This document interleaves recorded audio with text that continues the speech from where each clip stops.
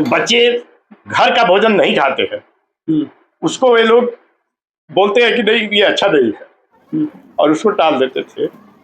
और इस तरह से मैं मध्याह्न भोजन को लोगों के बीच दिया। सर भाव क्यों? सर बच्चों की स्थिति देखकर। देखिए सर, आंखों में आंसू है और जैसे सर बता रहे हैं, व्याख्या कर रहे हैं, मेरे भी आंख भर है। सर अगर सभी शिक्षक चाहें, सभी विद्यालय के शिक्षक चाहें तो इस तरह की व्यवस्था निश्चित रूप से। क्लास को आप गोद लिए हैं? जी, मैं 5 क्लास को गोद लिया हूँ। अच्छा, आप लोग गोदे ले लेते हैं, क्लास टीचर नहीं होते हैं? नहीं, गोद ले लेते हैं, क्लास टीचर भी होते हैं, लेकिन स्पेशल उनके लिए जो गोद ले लेते हैं ज़्यादा फोकस उन्हीं पर होती है। तो गोद में कौन कौन सी प्रक्रिया आती है सर? गोद में प्रक्रिया है कि कौन बच्चा जो है किस तरह का है, जिसमें अगर बच्चा में कमी है तो उस बच्चे को हम लोग ज़्यादा माने स्पेशल तरीके से उसको बताने का प्रयास करते हैं ताकि वह बच्चा भी अगले बच्चों की भांति बराबर हो जाए। गोद लेने का यही कारण है। जो कमजोर बच्चे हैं उनको विशेष क्लास टीचर के रूप में दिया गया है, लेकिन हम इनको क्लास टीचर के रूप में नहीं दिया है, ये इस वर्ग को गोद लिए हुए हैं ताकि ये जो भी इस वर्ग व्यवस्था या बच्चों की जो भी कमियां हो वो इसको दूर करें। वो हमारे पास कहें या क्या मुहैया कराना है हमको, ये सब हम मुहैया कराएं। कैमरा लगा हुआ? जी सर। कैमरा का पैसा सरकारी फंड है या निजी? नहीं सर, कुछ तो सरकारी है, कुछ निजी भी है। अच्छा, यहाँ कौन किया? ये सर ऐसे कुछ झाड़ झूड़ करने के लिए, कुछ पोंछने के लिए, डस्टर वस्टर से हाथ सर अपना मिटाए तो उसको पोंछने के लिए बैडमिंटन दिख रहा है, गर्म पानी गर्म करने वाला मशीन दिख रहा है, जी कैरम बोर्ड दिख रहा है। जी, ये सब ये सुविधा सरकार की तरफ से किट भी है, खेल का सामग्री मिला हुआ है। कुछ मैं अपने से बच्चों को खेलने के लिए कुछ सामान खरीदा हो, बैडमिंटन। लेकिन सर मेरे यहाँ परिवेश जो है विद्यालय का जो कैंपस है वो सर खेलने योग्य नहीं है, बहुत छोटा सा कैंपस है।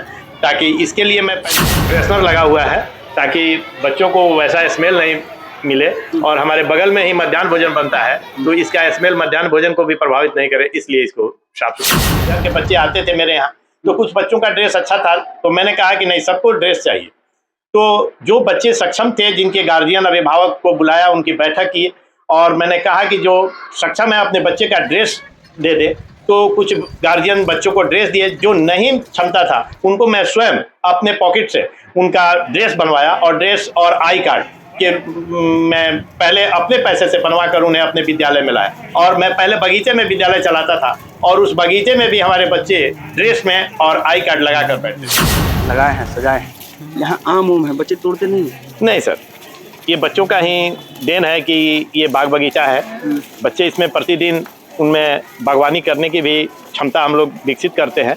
बच्चे प्रतिदिन इसमें पानी डालते हैं, उनसे हम भी साथ में उनके रहते हैं, हम भी पानी डालते हैं। साफ सफाई बच्चे अपने घर पर भी इस तरह का माहौल बना कर रखे, इसके लिए ये विद्यालय परिवेश ये जो लगा है नल, ये सब सिंचाई के लिए पूरा, ये पूरा पेड़ उड़ धोने के लिए। ये समरसेबल मोटर का है, समरसेबल मोटर हो गया। ये सब ये डायरेक्ट नल का है, कनेक्शन है। तो ये सब चारों तरफ, ताकि कहीं हमको ये आवश्यकता नहीं हो कि पानी कहीं दूर से लाना पड़े, जहाँ जो जरूरत पड़े वहां से हम पानी ले सकें, इसके लिए सारी व्यवस्था।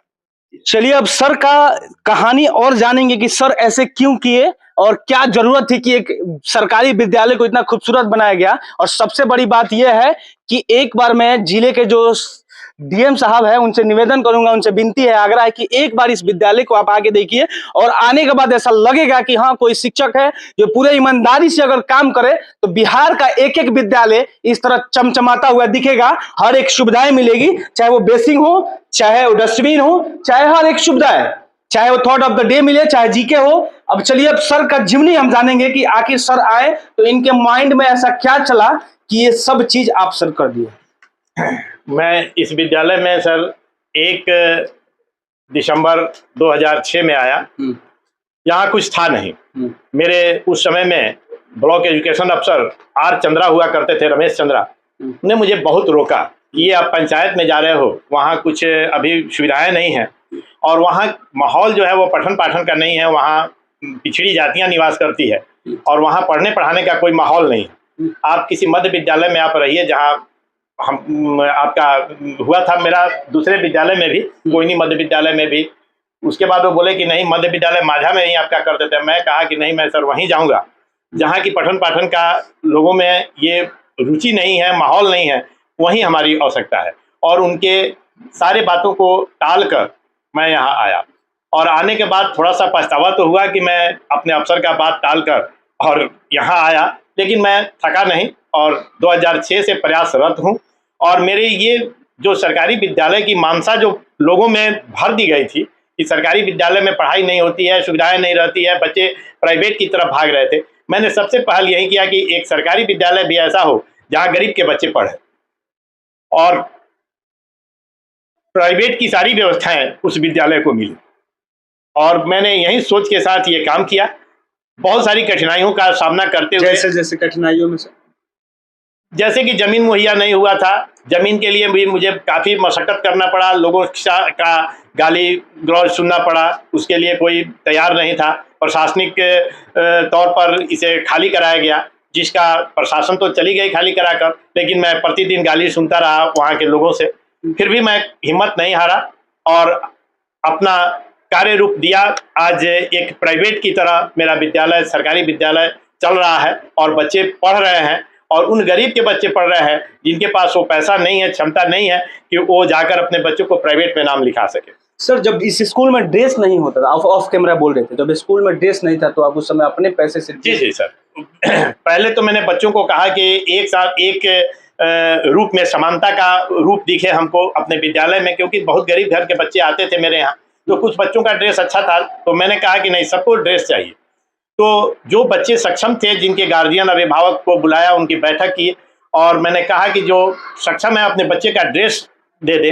तो कुछ गार्जियन बच्चों को ड्रेस दिए, जो नहीं क्षमता था उनको मैं स्वयं अपने पॉकेट से उनका ड्रेस बनवाया, और ड्रेस और आई कार्ड के मैं पहले अपने पैसे से बनवा कर उन्हें अपने विद्यालय में लाया। और मैं पहले बगीचे में विद्यालय चलाता था, और उस बगीचे में भी हमारे बच्चे ड्रेस में और आई कार्ड लगा कर बैठते थे।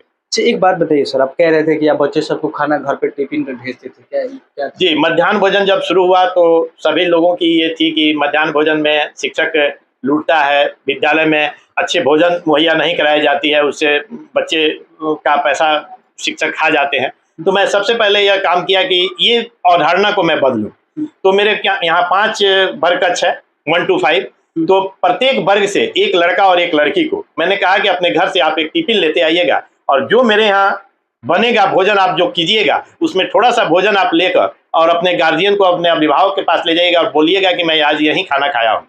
और इस तरह ये सिलसिला सर 3-4 माह चला। 3-4 माह बाद हमारे मध्याह्न भोजन की इतनी प्रसिद्धि हो गई कि सभी लोग जान गए कि इस विद्यालय में बहुत अच्छा भोजन बनता है। और यहाँ तक कि कुछ महिलाएं आकर हमको कंप्लेन भी की कि आपको तो सरकारी पैसा मिलता है, अधिक मसाला तेल डालकर स्वादिष्ट भोजन बना देते हैं, हम लोग गरीब हैं, ऐसा भोजन नहीं बना पाते हैं। और बच्चे घर का भोजन नहीं खाते हैं, उसको वे लोग बोलते हैं कि नहीं ये अच्छा नहीं है, और उसको टाल देते थे। और इस तरह से मैं मध्याह्न भोजन को लोगों के बीच दिया। सर, भाव क्यों? सर, बच्चों की स्थिति देखकर। देखिए सर, आंखों में आंसू है, और जैसे सर बता रहे हैं, व्याख्या कर रहे हैं, मेरे भी आंख भर है। सर, अगर सभी शिक्षक चाहें, सभी विद्यालय के शिक्षक चाहें तो इस तरह की व्यवस्था निश्चित रूप से सर, तो मुझे लगता है कि कहीं मोहल्ले में बच्चे जो नहीं पढ़ते वो पढ़ पाएंगे। जी सर, जी सर। और उनका जो शोषण होता है उनके गार्जियन का प्राइवेट विद्यालयों में फीस के रूप में,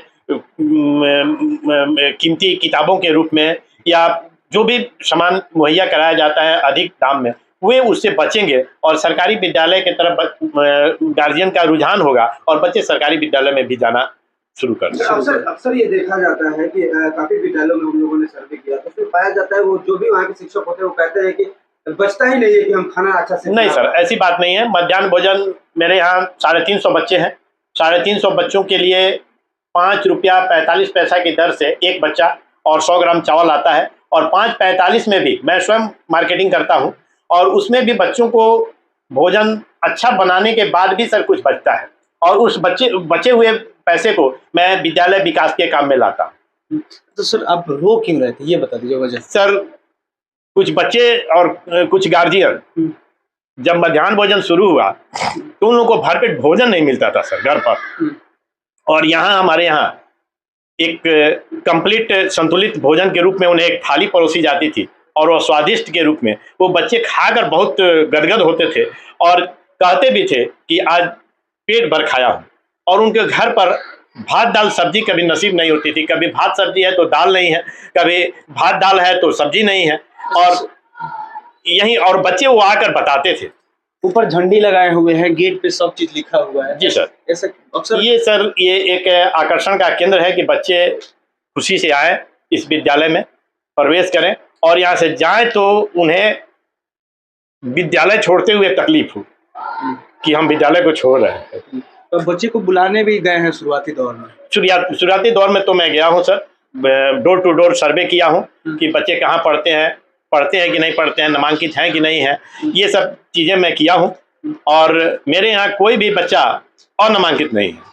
एक बात बताइए सर, बैडमिंटन दिख रहा है, पानी गर्म करने वाला मशीन दिख रहा है, जी जी, कैरम बोर्ड दिख रहा है, जी, ये सब सुविधा सरकार की तरफ से, किट भी है, खेल का सामग्री मिला हुआ है कुछ। मैं अपने से बच्चों को खेलने के लिए कुछ सामान खरीदा हूँ बैडमिंटन। लेकिन सर मेरे यहाँ परिवेश जो है विद्यालय का जो कैंपस है वो सर खेलने योग्य नहीं है, बहुत छोटा सा कैंपस है। ताकि इसके लिए मैं पंचायत स्तर पर अपने BDO साहब से, अपने मुखिया जी से मैं मांग भी किया हूं कि कहीं बगल में हमको मुहैया कराया जाए फील्ड के रूप में जहां बच्चे खेल सके। कितने साल नौकरी बची है सर? 3 साल और है। 3 साल और जी। ये जो बायोमेट्रिक है ये बच्चों के लिए है कि नहीं? अभी फिलहाल तो सर हमारे विद्यालय कर्मी के लिए है, लेकिन आगे मेरी सोच है कि हर वर्ग कक्ष में बच्चों के लिए भी बायोमेट्रिक बनाई जाए ताकि जो गलत अटेंडेंस की लोगों में है कि गलत अटेंडेंस बना देते हैं वो नहीं बने। देखिए DM साहब से मैं निवेदन करूंगा, विनती करूंगा, आग्रह करूंगा कि एक बार आप इस विद्यालय में आइए और सर का पीठ थपथपाइए और इनको गोपालगंज का रोल मॉडल बनाइए शिक्षा का, ताकि ये पूरे गोपालगंज में एक अलग जगह दे। ताकि इस तरह से विद्यालय, ये बायोमेट्रिक लगेगा तो शिक्षक जो नहीं आते हैं एब्सेंट मारते हैं अगर बिना वजह, वो मिट जाएगा। ऑनलाइन जो क्लासेस है वो आपके अवेलेबल हो जाएगी। ये कैमरा है, इसको चाहे तो आप DM साहब भी आप वहां से बैठ के ऑनलाइन देख सकते हैं। हाँ, देख सकते हैं। ये सारी सुविधाएं है और ऐसे विद्यालय को सर को मैं बार बार सैल्यूट करता हूं और सर सैल्यूट के पात्र हैं। और ऐसे विद्यालय दिखाने का मकसद यही था कि कम खर्च वाले जो बच्चे हैं, जैसे जिनके पास पैसे नहीं है कि प्राइवेट स्कूल में जाएं, वो प्राइवेट स्कूल को अगर ऐसा, सरकारी स्कूल को अगर ऐसा बना दिया जाए तो प्राइवेट स्कूल को भूल जाएंगे। जय हिंद, जय बिहार।